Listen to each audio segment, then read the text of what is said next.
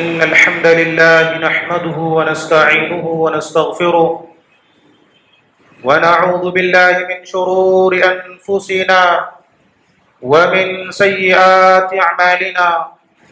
من يهده الله فلا مضل له ومن يضلل فلا هادي له. وأشهد أن لا إله إلا الله وأشهد أن محمدا عبده ورسوله. يا أيها الذين آمنوا اتقوا الله حق تقاته ولا تموتن إلا وأنتم مسلمون.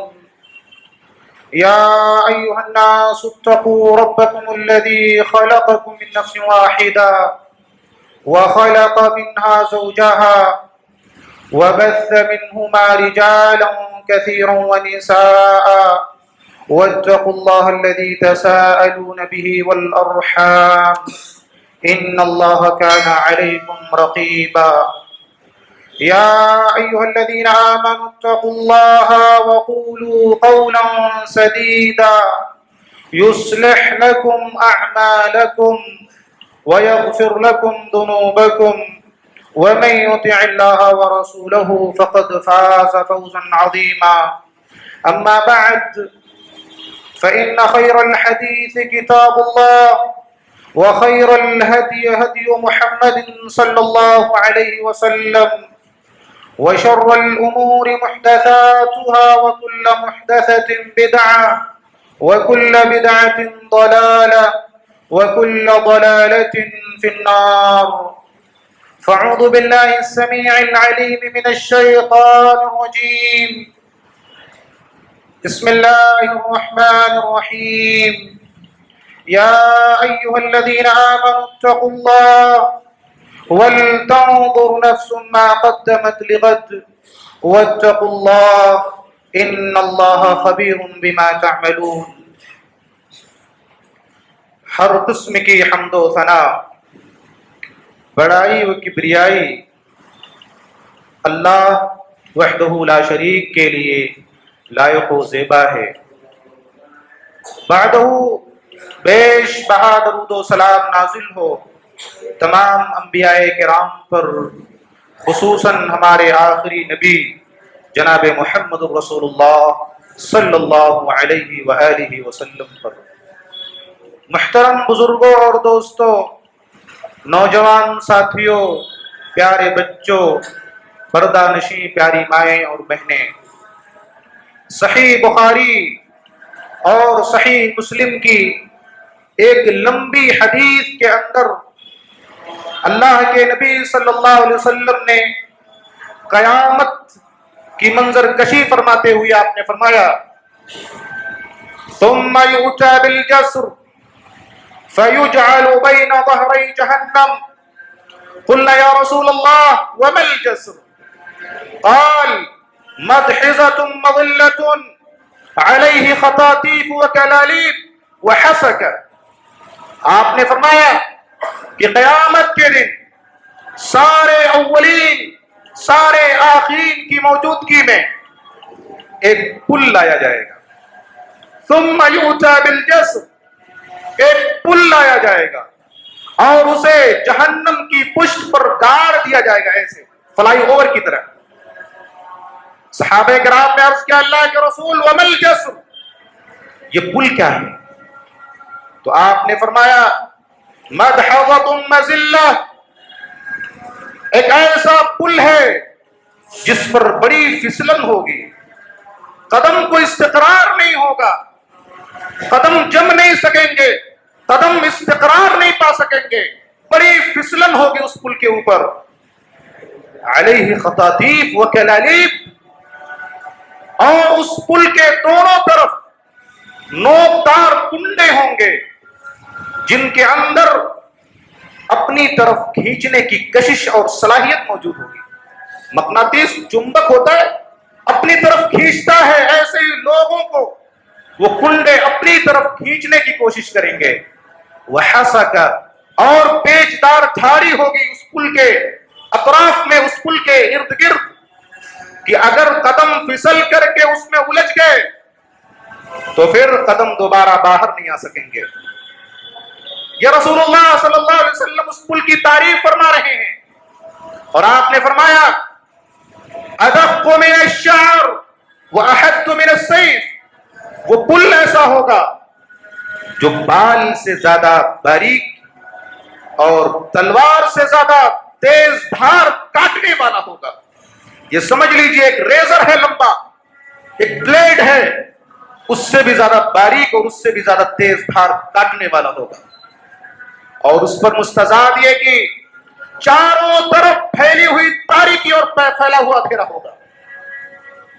چلنا ہے، اسی پر سے گزرنا ہے، ہم سب کو گزرنا ہے، ہر ایک انسان کو اس پل کو کراس کرنا ہے اگر جنت تک پہنچنا ہے تو۔ اور روشنی، نور صرف اس شخص کے پاس ہوگا جس کے پاس توحید خالص ہوگی، عمل صالح ہوگا جس کے پاس۔ مسلمانوں، اپنی اپنی توحید کا جائزہ لو، اپنے اپنے ایمان کا جائزہ لو۔ کیا ہماری توحید خالص ہے؟ کیا ہمارا ایمان خالص ہے؟ اس میں کوئی خلل نہیں ہے؟ کیا ہمارے اعمال صالح ہیں؟ ایک ہے علم صحیح اور ایک ہے عمل صحیح۔ بہت سارے لوگوں کے پاس علم تو ہے مگر وہ علم صحیح نہیں ہے، اور بہت سے لوگوں کے پاس عمل بہت زیادہ ہے مگر وہ صالح نہیں ہے، اور بہت سے لوگوں کے پاس علم صحیح ہے مگر عمل میں کوتا ہے۔ تو علم صحیح کے ساتھ عمل صالح ہونا چاہیے، تو کامیابی ملے گی، تو نور ملے گا، روشنی ملے گی۔ اللہ تبارک و تعالی نے اس پل کو تیار کر رکھا ہے، جنت تیار ہو چکی ہے، جہنم بن چکی ہے، میزان تیار ہو چکا ہے، حوض کوثر ریڈی ہے، پل صراط بھی بن کر کے تیار ہو چکا ہے۔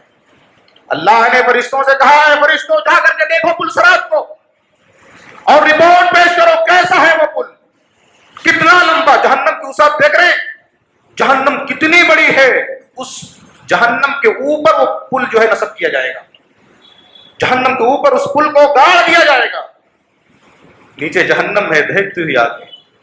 فرشتے جا کر کے اس پل کو دیکھیں گے، دیکھ کر کے آئیں گے، اے اللہ من تجیز ھذا، اس پل کو کون کراس کر سکے گا، میں انجو، کون نجات پا سکے گا اس پل سے؟ تو اللہ نے فرمایا من شئت من خلقی، میرے بہت سے بندے ہوں گے جن کو میں چاہوں گا اس پل کو کراس کرا دوں گا، وہ پل پار کر لے جائیں گے۔ فرشتوں نے جب یہ سنا تو کہنے لگے اللہ ان کے ایمان کیسے ہوں گے، ان کے اعمال کیسے ہوں گے، اے اللہ ما عبدناک حق عبادتک، ہم نے تو تیری عبادت کا حق ادا نہیں کر سکے۔ یہ فرشتوں کی سوچ ہے، یہ فرشتوں کی فکر ہے، وہ فرشتے جو دن رات اللہ کی عبادت کر رہے ہیں، دن رات تسبیح میں، تحلیل میں، تحمیل میں مست ہیں، ان کے کھاتے میں صدیوں کی عبادتیں موجود ہیں، مگر فکر کیا ہے کہ ہم تو تیری عبادت کا حق ادا نہیں کر سکے۔ اس پل کو دیکھنے کے بعد تأثر دے رہے ہیں، رپورٹ پیش کر رہے ہیں، اور یہی حال صحابہ کرام کا بھی تھا۔ حضرت انس بن مالک رضی اللہ تعالی عنہ خادم رسول، 10 سال تک نبی صلی اللہ علیہ وسلم کی خدمت کی ہے، اللہ نے ان کے کھاتے میں جنت لکھی ہے، اور ثبوت کے طور پر رضی اللہ عنہم ورضوا عنہ کا سرٹیفکیٹ دے رکھا ہے، ان کے مقدر میں جنت لکھی جا چکی ہے، مگر آخرت کا خوف ایسا ہے، آخرت کی فکر ایسی ہے کہ آ رہے رسول اللہ صلی اللہ علیہ وسلم کے پاس اور کہہ رہے اللہ کے رسول صلی اللہ علیہ وسلم، ایک گزارش ہے، ایک درخواست ہے، جیتو کہ اسألک الشفاعۃ یوم القیامت، اللہ کے رسول ایک ریکویسٹ ہے آپ سے۔ کہا انس بولو کیا بات ہے؟ کہا اللہ کے رسول میں چاہتا ہوں کہ آپ قیامت کے دن میری شفاعت فرما دیجیے، قیامت کے دن آپ میری شفاعت فرما دیں۔ تو رسول اللہ صلی اللہ علیہ وسلم نے فرمایا انی فاعل، ٹھیک ہے میں تمہاری شفاعت کر دوں گا۔ اب حضرت انس یہ نہیں کہ واپس چلے گئے، پھر سوال کر رہے ہیں اللہ کے رسول صلی اللہ علیہ وسلم این اجدک این اطلبک، میں آپ کو کہاں تلاش کروں گا قیامت کے دن؟ سارے اولین اور آخرین موجود ہوں گے، اتنا بڑا لشکر ہوگا، میں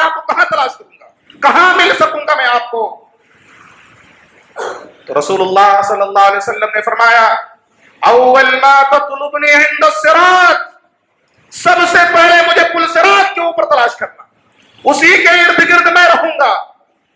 کہنے لگے اللہ کے رسول اگر آپ وہاں نہ مل سکے تو پھر میں آپ کو کہاں تلاش کروں گا؟ آپ نے فرمایا ثم تطلبنی عند المیزان، پھر اگر تم مجھے پل صراط کے پاس نہ پا سکے تو مجھے میزان عمل کے پاس تلاش کرنا۔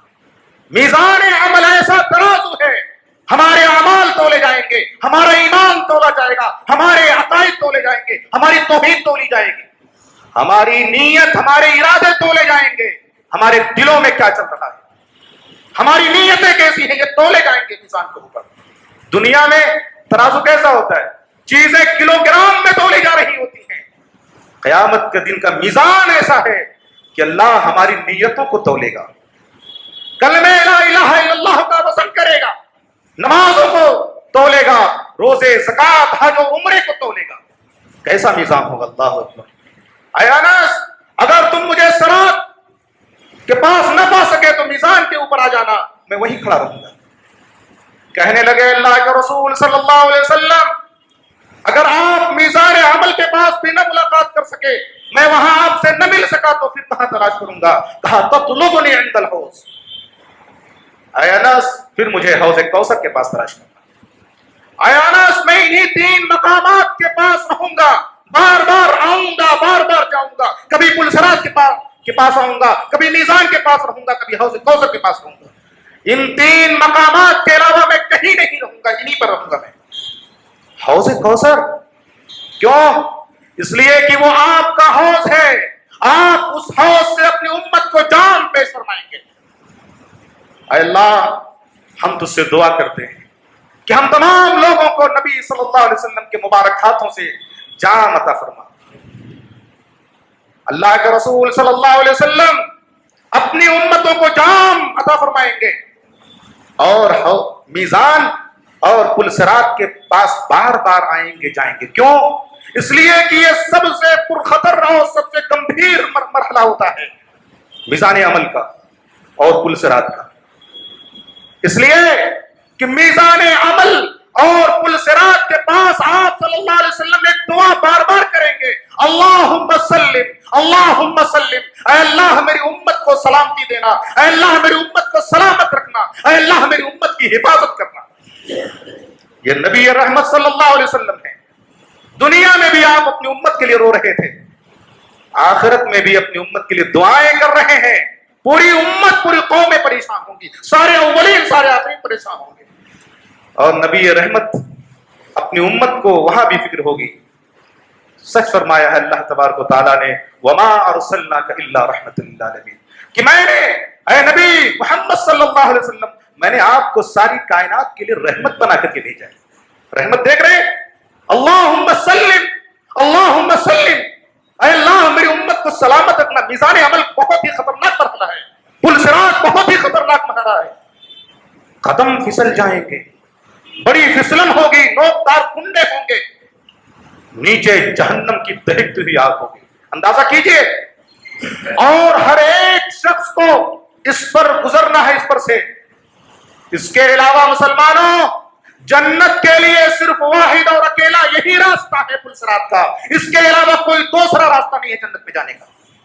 نوٹ کر لیجئے، جنت میں جانے کا صرف یہی ایک واحد راستہ ہے، اس کے علاوہ کوئی دوسرا راستہ نہیں ہے۔ کیسے جائیں گے جنت میں؟ ایمان کا، اخلاق کا، معاملات کا جائزہ لیجئے، اس پل کو کراس کر سکیں گے ہم اور اللہ تبارک و تعالیٰ نے فرمایا وَإِن مِّنكُمْ إِلَّا وَارِدُهَا كَانَ عَلَىٰ رَبِّكَ حَتْمًا مَقْضِيًّا۔ تیرے رب کا یہ اٹل فیصلہ ہے، تیرے رب کا یہ حتمی فیصلہ ہے کہ ہر ایک کو اس پر سے گزر ہوگا، ہر ایک کا ورود ہوگا اس پل سے۔ حضرت عبداللہ ابن رواحہ رضی اللہ تعالی عنہ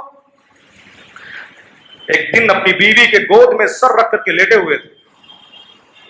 ایسی جگہوں پر اور ایسے وقت میں آدمی دنیا اور آخرت سب بھول جاتا ہے، لیکن فکر آخرت دیکھیے، میزان نے عمل اور پل صراط کا خوف دیکھیے۔ بیوی کی گود میں سر رکھ کر کے لیٹے ہوئے ہیں، رونے لگی. بیوی نے شوہر کو روتا ہوا دیکھ کر کے وہ بھی رونے لگی. کہنے لگے ارے تم کیوں رو رہی ہو, تم کیوں رو رہی ہو؟ کہنے لگی شوہر نامدار, آپ کی خوشی میری خوشی ہے, آپ کا غم میرا غم ہے. آپ کو میں نے روتا ہوا دیکھ کر کے مجھے بھی رونا آ گیا ہے, میں بھی رو رہی ہوں. کہنے لگے ارے پگلی, تمہیں معلوم نہیں میں کیوں رو رہا ہوں؟ مجھے پلسرات کی یاد آ گئی, پلسرات کی یاد آ گئی ہے. اللہ نے قرآن میں یہ بات فرمائی ہے کہ ہر ایک کا ورود ہوگا, ہر ایک کا چلنا ہوگا, ہر ایک کا گزرنا ہوگا, لیکن نکلنے کا تذکرہ نہیں ہے کہ کون نکلے گا کون نہیں نکلے گا. عبداللہ ابن رواحہ اس پل کو کراس کر سکے گا کہ نہیں کر سکے گا, اس پل کو پار کر پائے گا کہ نہیں کر پائے گا, میں اس وجہ سے رو رہا ہوں. یہ ہے فکر آخرت, یہ ہے پلسرات کا خوف. اور یہ پلسرات جانتے ہیں یہ میزان عمل کے قریب میں. علماء نے کتب عقائد کے اندر یہ بات لکھی ہے, والصراط عند المیزان, یہ پلسرات یہ میزان عمل کے قریب ہے. اور اللہ تبارک و تعالی وہی سے میزان عمل ہی کے پاس سے جنتیوں کا اور جہنمیوں کا گروہ تیار کرے گا. کہے گا آدم ابعث النار, جہنم کا لشکر تیار کرو, جہنم کا گروہ تیار کرو. حضرت آدم کہیں گے اللہ یہ جہنم کا لشکر کیا ہے؟ ما بعث النار, یہ جہنم کا گروہ کیا ہے؟ تو اللہ تبارک و تعالیٰ فرمائے گا من کل الف, ہر ایک ہزار میں 999 جہنم کی خوراک ہے. دیکھ رہے ہیں 1000 میزان عمل کے پاس سے 1000 کا گروہ تیار کیا جائے گا, پل صراط پر ڈال دیا جائے گا. اب پل صراط پہ چل رہے ہیں, 999 پھسل کر کے گر کر کے اس میں پھنس کر کے جہنم کا لقمہ بن جائیں گے. اور پھر جہنم کو دروغہ ان کو اٹھا کر کے جن کی جو جگہیں ہوں گی پورا بایو ڈاٹا لکھ کر کے ان کو ان کی جگہ پہ پہنچا دیں گے. صرف ایک آدمی اس پل کو کراس کر سکے گا, ایک آدمی 1000 میں ایک آدمی. اندازہ کیجیے اس خطورت کا, یہ مرحلہ کتنا دشوار کن, کتنا کٹھن ہے. آج خامخواہ مسلمان ہونے کا دعویٰ کرتے ہیں, توحید کا پتہ نہیں, ایمان کا پتہ نہیں, اعمال کا پتہ نہیں, بات بات پر جھوٹ دھوکہ فراڈ اور نہ جانے کیسی کیسی حرکتیں مسلمان کر رہے ہیں اور دم بھر رہے ہیں جنت میں جانے کا. 1000 میں ایک جنتی جا رہا ہے, ایک اس پل کو کراس کر پائے گا. اور آپ نے فرمایا ترسل معه الامانہ والرحم, کہ اس پل کے دونوں طرف یمین و یسارا, دائیں اور بائیں جانب 2 چیزیں اللہ تبارک و تعالیٰ کھڑی کر دے گا, وہ بھی ساتھ ساتھ چلیں گی. وہ 2 چیزیں کیا ہیں؟ پل صراط کے دائیں اور بائیں یعنی تقومان علی جنبی الصراط یمین و شمالا, پل صراط کے دائیں اور بائیں جانب 2 چیزیں آپ کے ساتھ چلتی رہیں گی. وہ کیا ہے؟ الامانۃ والرحیم. ایک امانت ہے, امانت وہ لوگ جو امانتوں میں خیانت کرتے ہیں. اور امانت کیا ہے؟ مال و دولت, روپیہ پیسہ, ساز و سامان کسی کے پاس رکھ دیا امانت ہے, یہ تو ہے ہی امانت. اس کے علاوہ بہت ساری چیزیں امانت ہے. کسی کی کوئی راز کی بات ہے اس کو فاش کر دینا, یہ بھی خیانت ہے امانت کے اندر. کسی کی کوئی عیب دیکھ لیا, کسی کی کوئی برائی دیکھ لی اور اس کو پرچار کرتے ہوئے چلنا, یہ بھی خیانت ہے. اور سب سے بڑی امانت آپ کے بیوی, آپ کے بچے. سب سے بڑی امانت آپ کے بیوی بچے ہیں. دنیا کے لیے تمام طرح کی آسائشیں اور تمام طرح کی فکر ہوتے ہیں بچوں کے لیے, بیوی کے لیے, یہ کر دوں وہ کر دوں. کبھی ان کے ایمان کا خیال کیا ہے؟ کبھی ان کی توحید کے اوپر محنت کی ہے آپ نے؟ کبھی دین اور ان کی آخرت سنوارنے کے لیے کوشش اور محنت کی ہے؟ لیکن دنیا کے لیے بلڈنگ پہ بلڈنگ کھڑی ہو رہی ہے, پلاٹ پہ پلاٹ خریدے جا رہے ہیں اور دنیا کی ہر آسائش ان کے لیے مہیا کرنے کی کوششیں کی جا رہی ہیں. آخرت کی کوئی فکر نہیں ہے. یہ خیانت ہے بیوی اور بچوں کے ساتھ. اور بعض لوگ سوچتے ہیں کہ قرآن پڑھا لیا ہو گیا, یہی دین ہے, قرآن کا پڑھ لینا دین ہے. اور وہ لوگ جو صرف قرآن کو پڑھ لیتے ہیں اور خاص طور سے رمضان جب آتا ہے تو برساتی میڈک کی طرح قرآن کو یاد کر لیا، حفظ کر لیا، اب ان کو مصلی چاہیے. نماز کے مسائل معلوم نہیں ہیں، طہارت کے مسائل معلوم نہیں ہے، امامت کے شرائط معلوم نہیں ہے. بس مولوی صاحب تھوڑا فجر کے لیے دے دو ٹائم، عشاء کے لیے تھوڑا موقع دے دو. یہ علم ہے، یہ دین ہے، یہ امامت ہے، یہ مصلی ہے، یہ کوئی معمولی چیز نہیں ہے. دنیا کے بڑا سے بڑا عالم مفتی علامہ فہامہ شیخ الحدیث مفتی، یہاں تک کہ امام کعبہ بھی آ جائے. کون آ جائے؟ امام کعبہ بھی آ جائے اگر. تو سنو مسلمانوں، مسجد کا جو امام ہے اس کی اجازت کے بغیر مصلی امام کعبہ بھی کھڑے نہیں ہو سکتے. یاد کر لیجیے، نوٹ کر لیجیے اس بات کو. امام کعبہ بھی اگر آ جائے تو مسجد کا جو بھی امام ہے اس کی اجازت کے بغیر کوئی مصلی پہ کھڑے ہونے کی ہمت نہیں کر سکتا ہے. لیکن یہ چند پارہ قرآن کو رٹا مار کر کے طہارت کا پتہ نہیں ہے، مسائل کا علم نہیں ہے، نماز کیا ہوتی ہے، ایمان کیا ہوتا ہے، امامت کے مسائل کا کچھ پتہ نہیں ہے. ہمارے پوتے کو، ہمارے بیٹے کو، ہمارے بھتیجے کو، ہمارے فلانے کو مصلی دے دیا جائے. یہ فکر ہے مسلمان، یہ دین ہے. امامت کو کھلونا بنا کر کے رکھ دیا لوگوں نے. موبائل بند کر لیجئے پلیز. رسول اللہ صلی اللہ علیہ وسلم نے فرمایا، مسلمانوں پل صراط کے ساتھ دو چیزیں چلیں گی. امانت، بیوی بچے یہ امانت ہے، اس میں خیانت نہیں کرنا. دنیا برباد ہو جائے تو ہو جائے، مگر ان کے دین کی فکر کیجئے، ان کے آخرت کی فکر کیجئے، ان کو دینی تعلیم کی فکر کیجئے. دین پتہ نہیں، بچے جوان ہو گئے، نماز پڑھنے کے طریقے معلوم نہیں، ان کو وضو بنانے کے طریقہ معلوم نہیں ہے، اور دعویٰ ہے مسلمان ہونے کا، مسلم سماج میں رہتے ہیں، مسلمان ہے، داڑھی ٹوپی کرتا پجامہ پہننے سے کوئی مسلمان نہیں ہوتا ہے. اور مسلمانوں سنو، والرحم، یہ پل صراط کے ساتھ رحم چلے گا، رشتہ داریاں چلیں گی.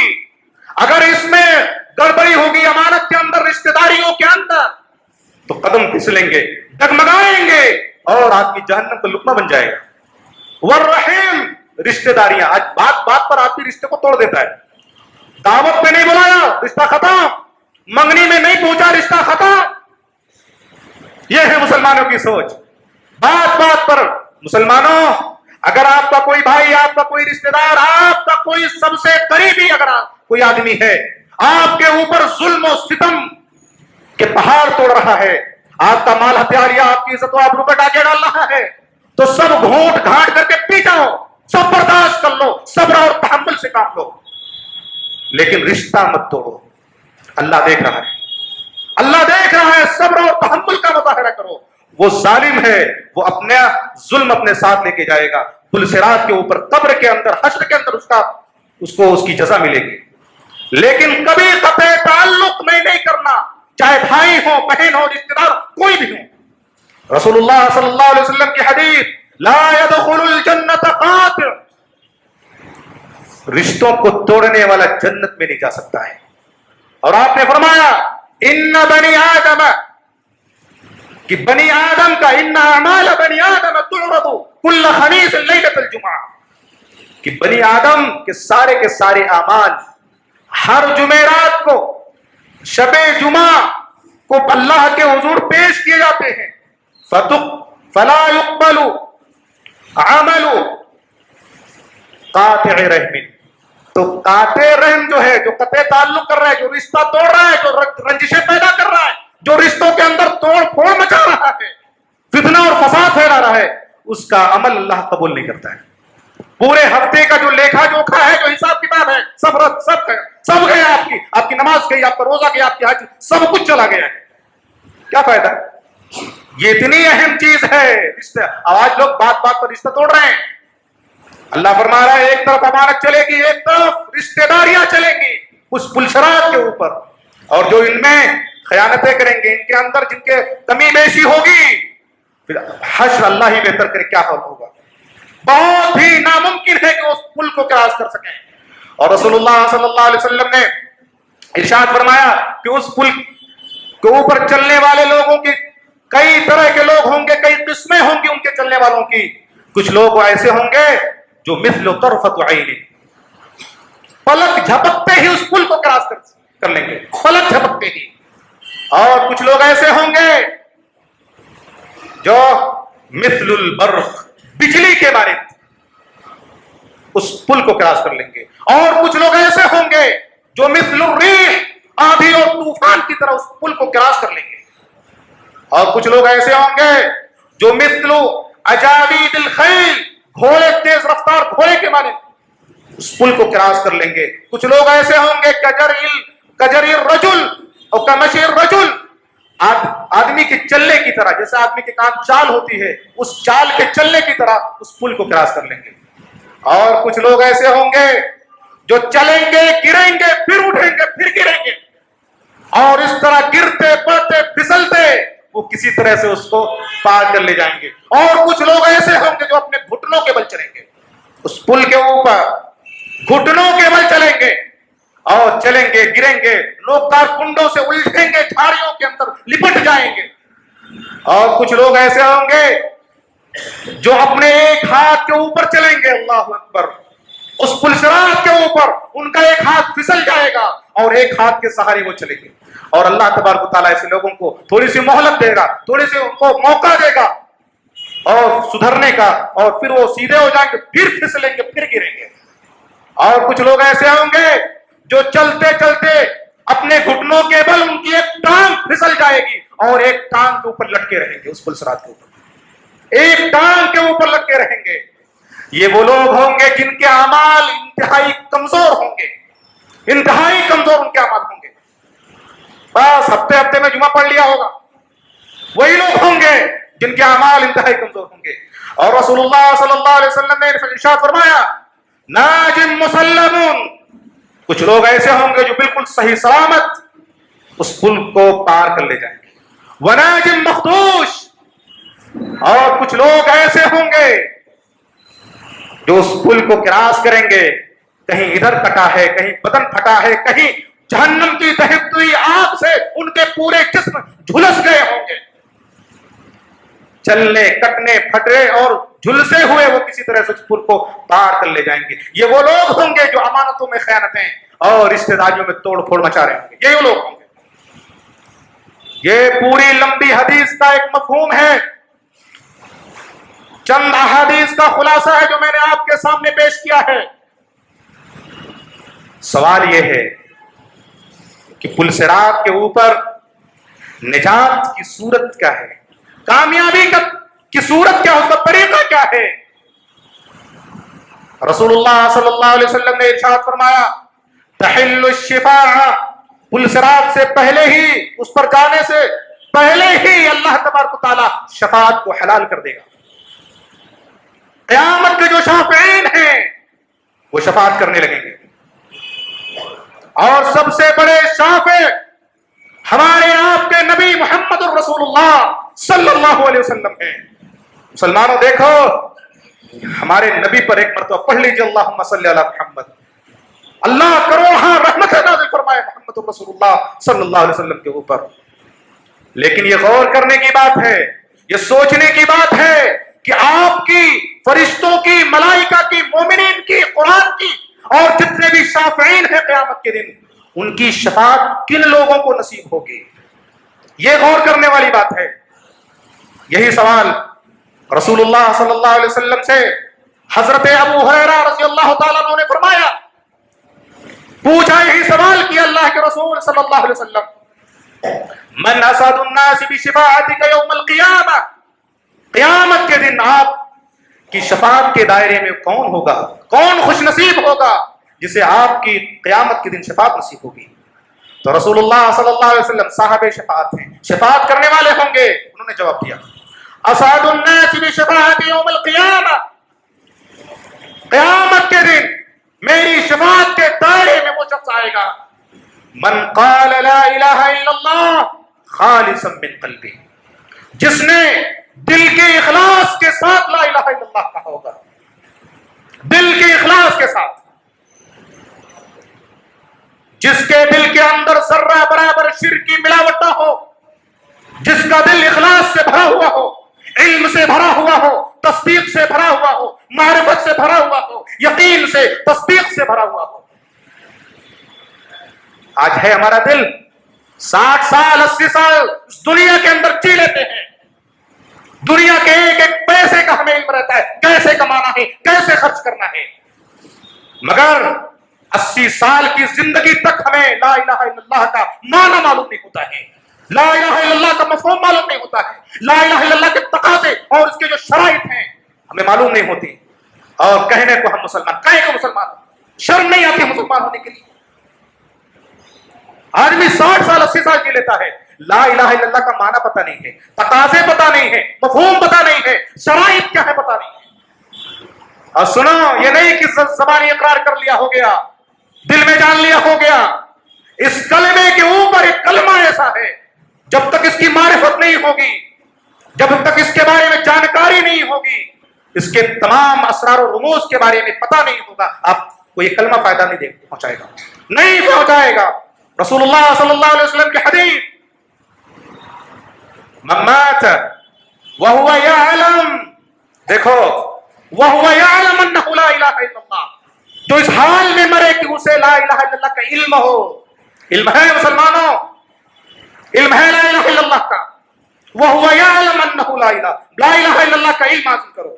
ایک پیسہ کیسے کمایا تھا اس کا علم ہے، کہاں کب کس کو دھوکہ دینا ہے بڑا دماغ چلتا ہے، کس کی ٹوپی کس کے سر پہنانا ہے، کس کے ساتھ جھوٹ بولنا ہے، کس کو دھوکہ دینا ہے، کس کے ساتھ فراڈ کرنا ہے، کس کو کب بیوقوف بنانا ہے، ساری چیزیں پتہ ہیں، مگر لا الہ الا اللہ کا معنی پتہ نہیں، مفہوم پتہ نہیں ہے، تقاضے اور اس کے شرائط پتہ نہیں۔ مسلمان ہے کہنے کو مسلمان، شرم نہیں آ رہی مسلمان، وَهُوَ يَعْلَمُ أَنَّهُ لَا إِلَهَ إِلَّا اللَّهُ، کہ وہ جانے لا الہ الا اللہ کیا چیز ہے، یہ کلمہ اس کائنات کی روح ہے، اور اسی روح کو ہم فراموش کر بیٹھے، اسی روح کو سمجھنے کی کوشش نہیں کر رہے ہیں۔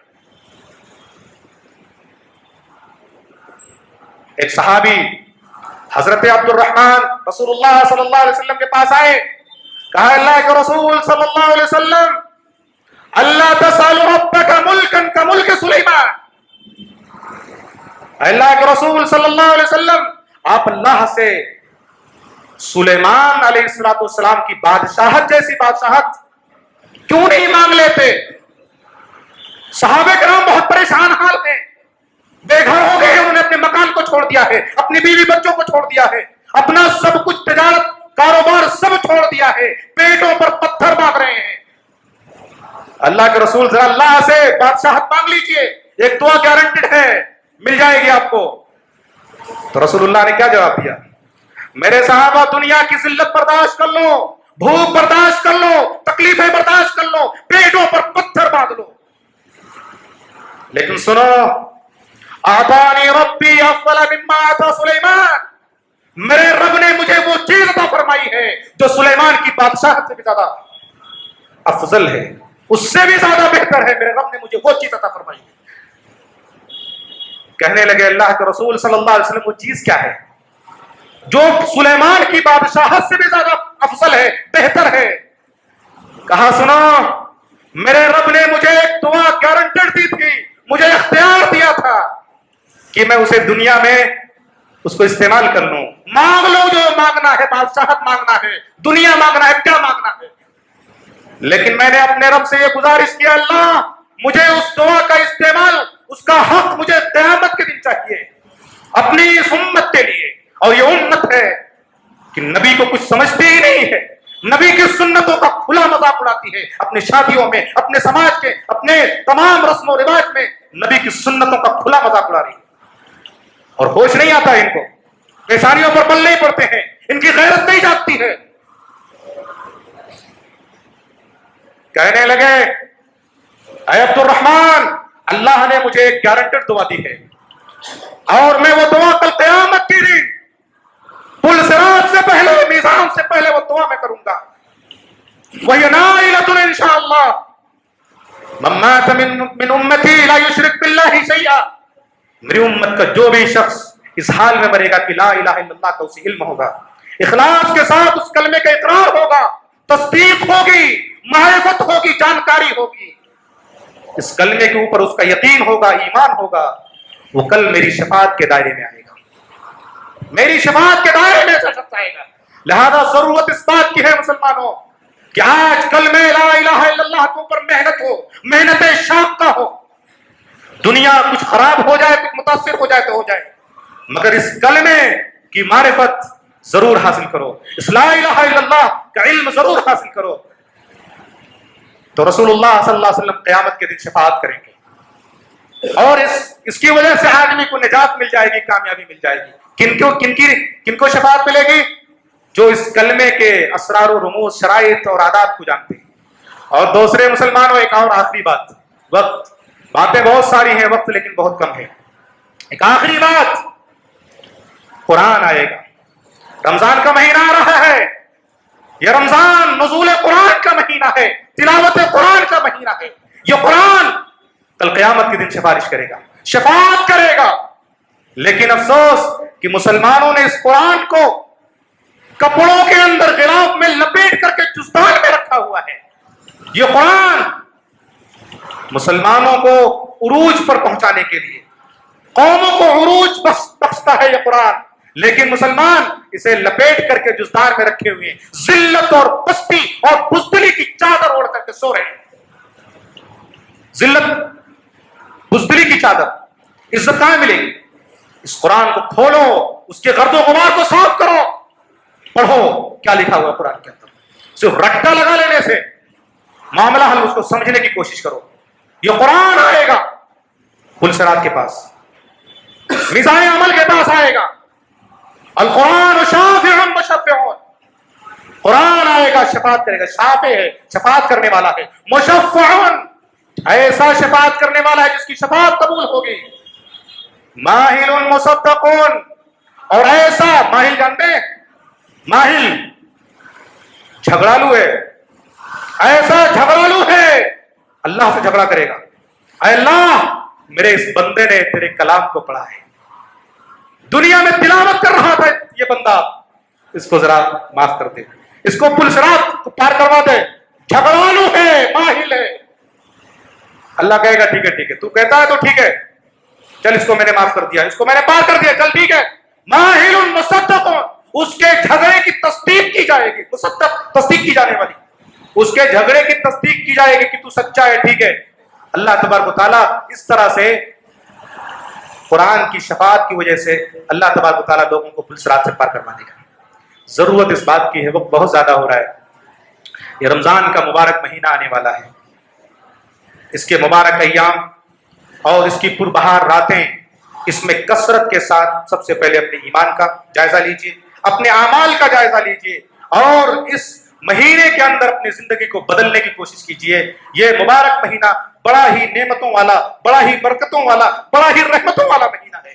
اگر اس مبارک مہینے کو پا کر کے ہم نے اپنی زندگی کی اصلاح نہیں کی، اپنے ایمان کی اصلاح نہیں کی، کچھ دین نہیں سیکھا، کچھ نئی چیزیں دین کی نہیں جانی، تو مسلمانوں ہم اس مہینے کی عظمت کو فراموش کر دیں گے، اس کی برکت اور اس کی رحمت کو فراموش کر دیں گے۔ اور ایک آخری بات، رمضان کا مبارک مہینہ ہے، ہر ہفتے دن میں ایک شیڈول بناؤ، سنڈے والے دن، جمعے والے دن اپنے ماں باپ کے ساتھ، اپنے بیوی بچوں کے ساتھ، اپنے اعزاء وقائب کے ساتھ ایک مجلس کا انعقاد کرو، اپنے گھر کے اندر کرو، اور ایک ٹاپک رکھو، ہر ہفتے ایک ٹاپک، وضو بنانے کا طریقہ، نماز پڑھنے کا طریقہ، روزے کے فوائد کیا ہیں، روزے کے مسائل کیا ہیں، روزہ کن چیزوں سے ٹوٹ جاتا ہے، ہر ہفتے خود سوال کرو، بچوں سے جواب حاصل کرو، دیکھو آپ کتنے پانی میں ہیں، بچے کتنے پانی میں ہیں۔ اس طرح سے ایک اچھی ٹریننگ ہوگی، ایک اچھا ورکشاپ ہوگا، ایک اس طرح سے تھوڑے تھوڑے کر کے بہت ساری علم کی باتیں، دین کی باتیں آپ بھی سیکھ جائیں گے، بچے بھی سیکھ جائیں گے،